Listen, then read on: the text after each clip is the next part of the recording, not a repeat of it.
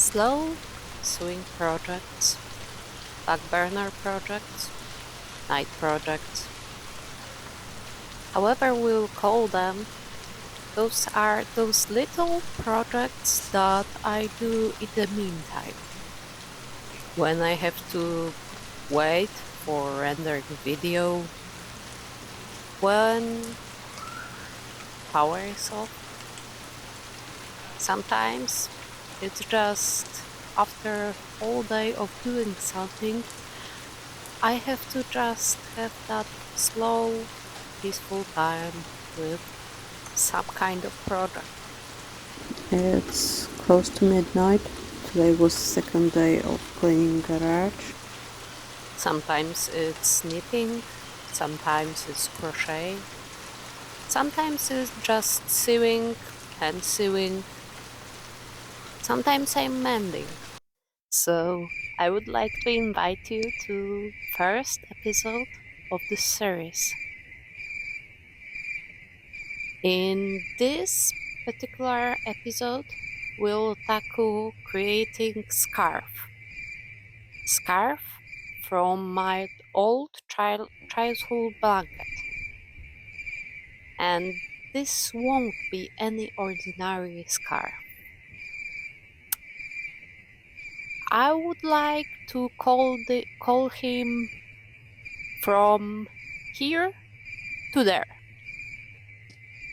And it's basically scarf inspired by fourth Doctor Who, but only in terms of length. This will be long, this will be tedious, but this will be awesome. It's been 2 days and I think I will have to record it for you as this will take forever. Basically I'm currently on second panel of this thing. Here's the first one and it was like 15 minutes ago when I was able to cut it away. And I only stitched this side of this scarf and this much on the end. That's all. So yeah, you will hear about this project and the next flow project a little bit, understand how to turn blanket into scarf or hood or something else. As you can see, this basically requires me to go every strand and stitch it around of it.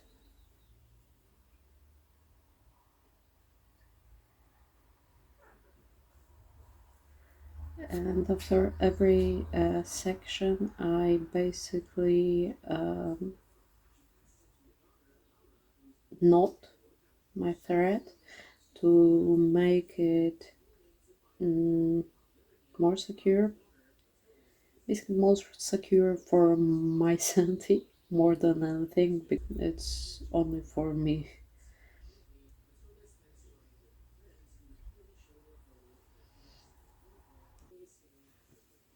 Knot and we'll go on. So see ya in 75 years. It's been 84 years. Okay, let's be quiet. It's close to midnight. Today I stitched this after I came back. Today was second day of cleaning garage and tomorrow I hope it will be the last one. But yeah, I try to move some progress on this every day, every evening. This is how much we currently cut off. This is second piece, so the first one is there and this one will have a stitch around. And after I stitch all the horizontal stitching, on those I will connect them, and this will be second part. After that we'll trim all the excess strings because we are aiming for this length around the scarf. So yeah,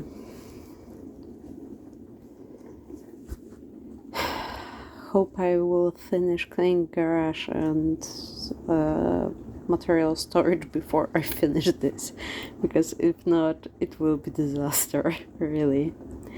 So yeah, good night. So now we have to do the border, and as previously 3 threads, and we overcast 1 thread, but this time they are crisscrossed. The closer you get to crisscrossing, the most dense everything is, and more annoying everything become.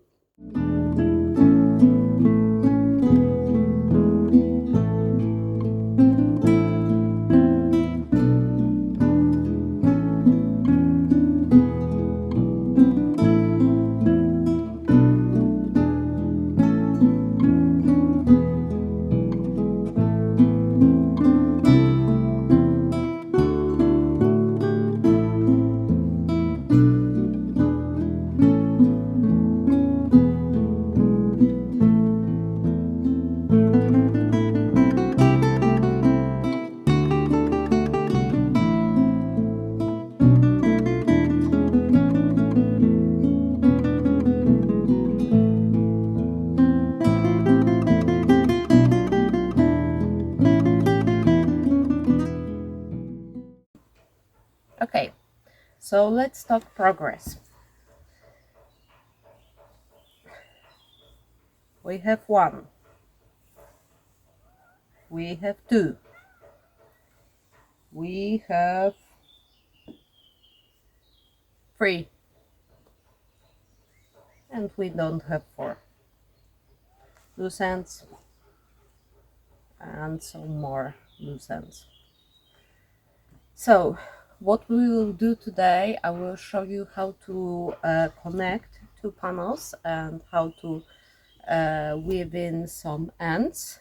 I will show you how to do the other side, because as you may see, one side is woven in, this side is not, and I will show you how to do this, but I will make it reasonably long. At first, she had to untangle all the braids at the ends.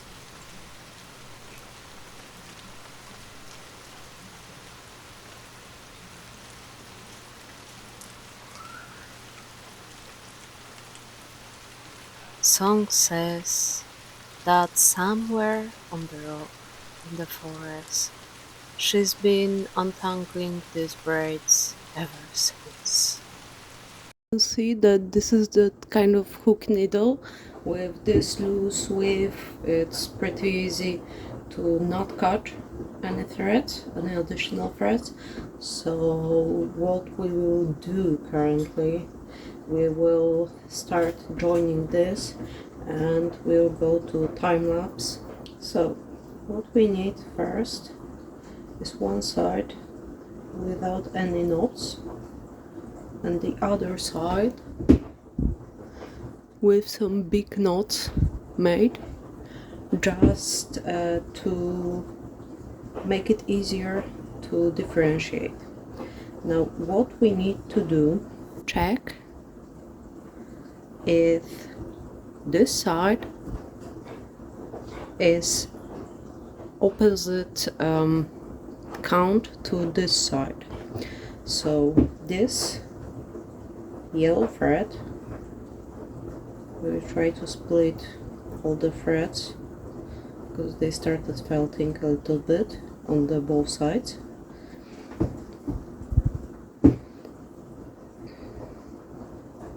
So you can see that this yellow thread finish up.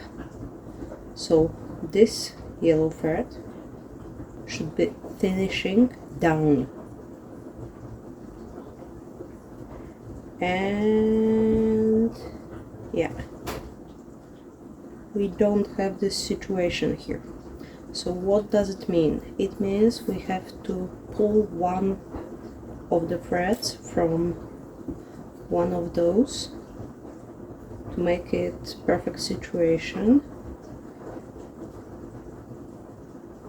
and we will pull from this side. Am I in the frame? Yeah. So we pulled additional thread, which makes now this yellow situation that the left thread is ending his journey down. So on this side the yellow left have to be up. What I am currently doing, I am pulling apart those two yellow threads because they are the middle, and we'll start from the middle. I know it's counterintuitive, but it will be easiest for us to start from this point and move to next position. Yeah, I'm still checking if I'm in the frame.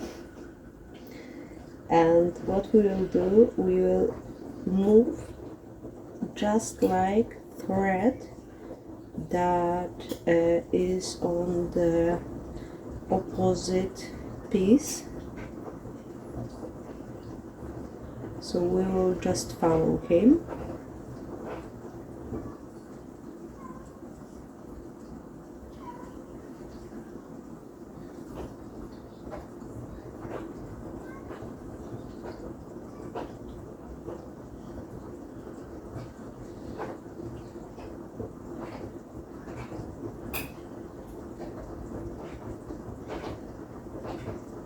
And we are following him to end of this section, as you can see. So we finish here. I don't put threads on the opposite side because it's harder to cut them and harder to do many things, so we'll pull just this thread and we are leaving some gap because we want to correctly position everything when we will have all or part of the section.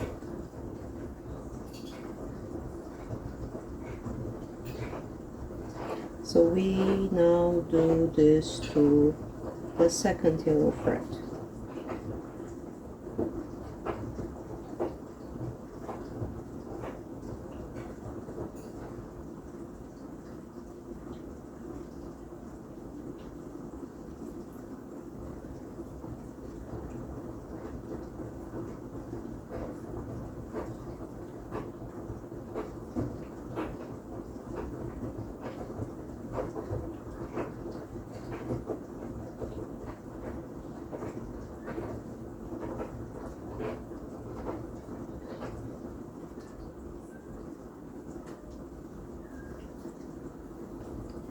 And again, we leave gap. Scarf is currently pretty heavy because it's like 4 panels. And what we will do, basically it doesn't matter in which direction you are moving, and it doesn't matter if you are doing it like in chaotic way.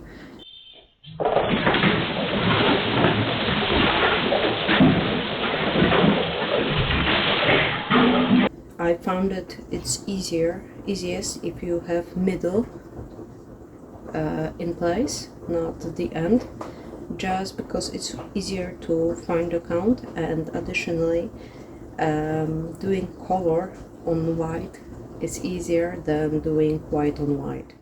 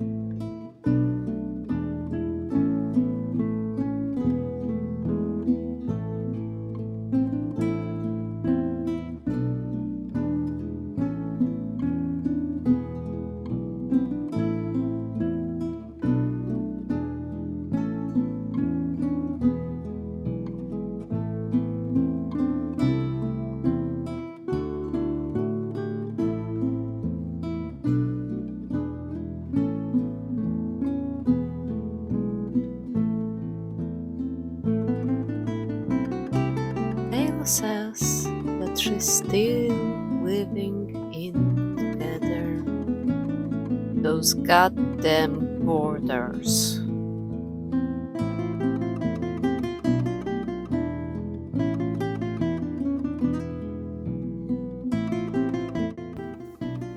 Time for satisfying part.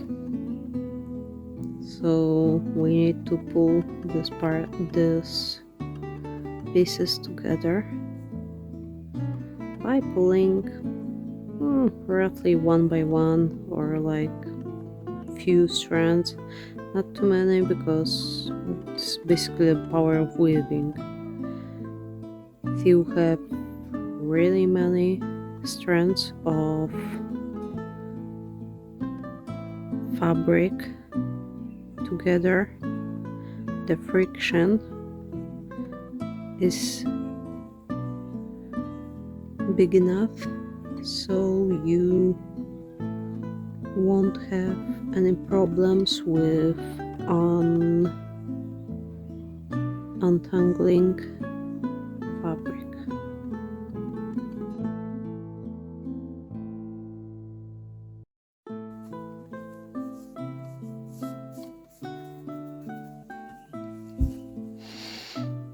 You can see that there is some distortion around this fabric, but it's pretty strong and pretty invisible connection. We will shortly cut all of that.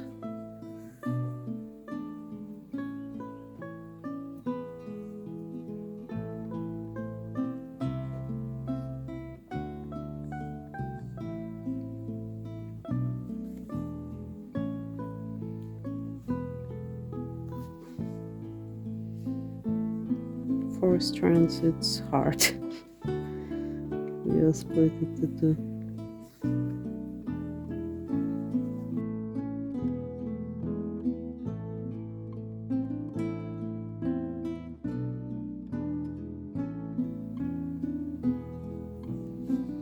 I tried to give some additional connection points, so putting together a big section would be easier.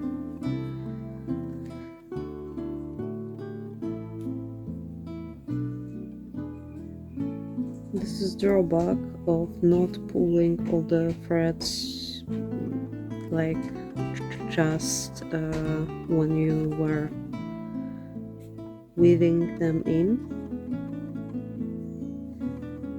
but problem with weaving them in at the same time is that you don't have that good control over your fabric when you start. So in my opinion, this was easier way to deal with it.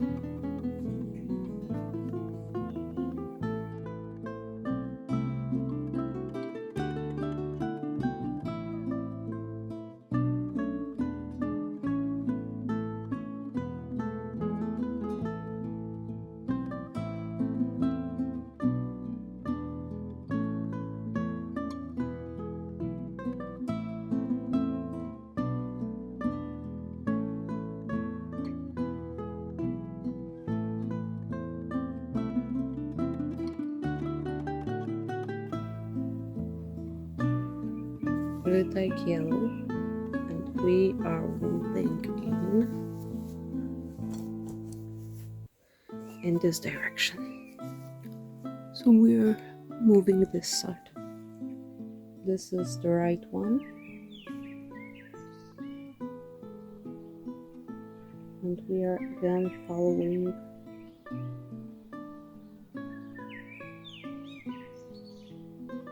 thread on the opposite piece.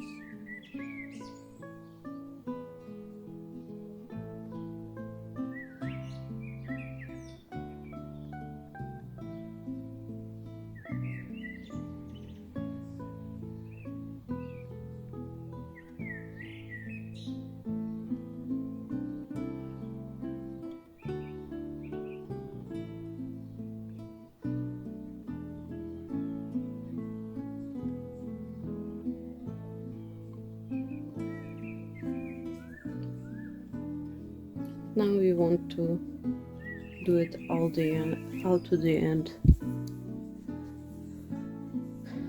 What you have to check with this side, I will zoom you in and try to move you so you will have some vision. Okay. You have to check that you are taking all the threads from the very beginning. So when you pull this thread, okay, you don't see, when you pull this thread back, you will see that it uncovers some parts, and you want to be sure that you are always starting in correct place. So if you need to go under, you start under. If you need to start over like this one, you start over.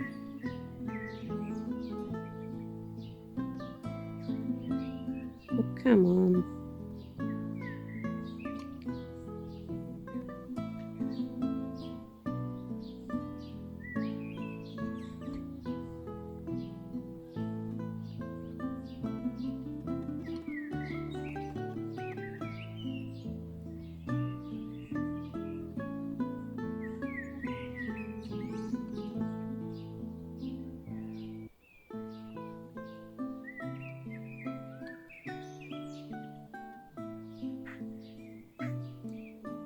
And again, all the way to the end. And we have two done here.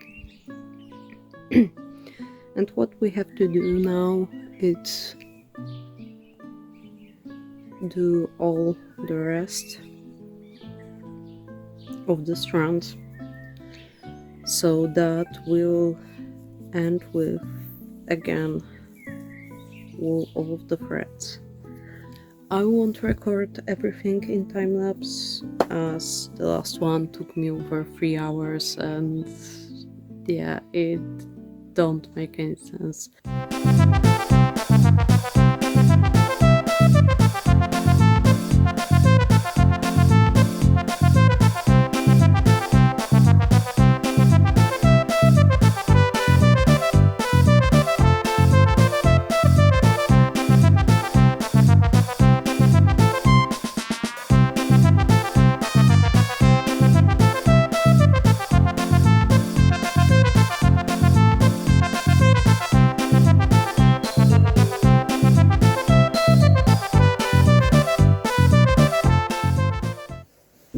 Oh, it's done. It's done. It's done.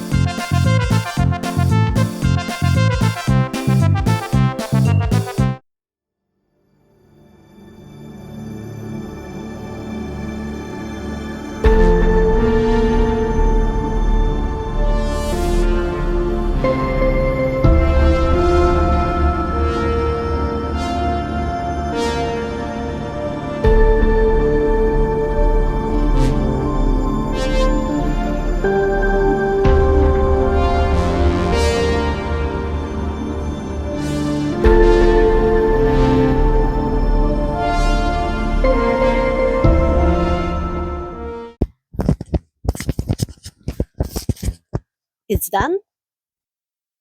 When I first started this scarf, I didn't thought that I will record this for you. But on the other hand, this is pretty easy process that you can replicate in home having only thread and needle, so go for it. Regarding to the length, am I the only one in the world that love those hyper long scarves?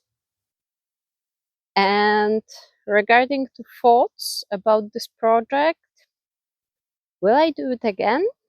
Hmm, you will see in 2 weeks. Keep your head high and bye!